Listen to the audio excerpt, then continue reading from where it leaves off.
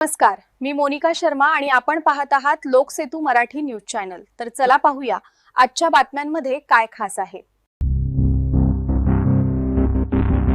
प्रकाशा येथे चोरीचे सत्र बेकाबू, 2 दुकाने फोडल्याची घटना सीसीटीव्हीत कैद।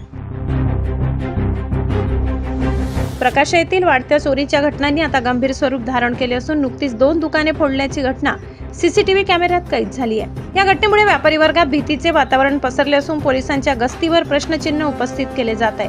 मिळालेल्या माहितीनुसार रात्रीच्या सुमारास अज्ञात चोरट्यांनी 2 दुकाने लक्ष्य करत कुलूप तोडून आत प्रवेश केला।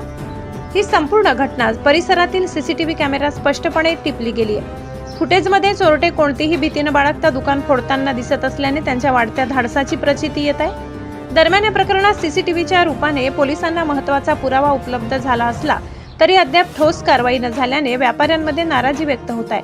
व्हिडिओ पुरावा असूनही कारवाईला विलंब होत असेल तर हे चिंताजनक आहे, असा सूर व्यापाऱ्यांमधून उमटत आहे। सतत घडणाऱ्या चोरीच्या घटनांमुळे संपूर्ण बाजारपेठ दहशतीखाली असून पोलिसांनी तातडीने चोरट्यांचा शोध घेऊन कठोर कारवाई करावी अशी मागणी व्यापाऱ्यांकडून करण्यात येत आहे। तसेच रात्रीच्या वेळी गस्तीत वाढ करून नागरिकांच्या सुरक्षिततेची खात्री द्यावी अशी अपेक्षा व्यक्त केली जात आहे।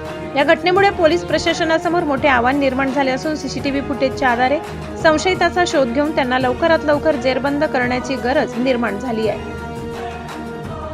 लाला चव्हाण, वडाळी प्रतिनिधी।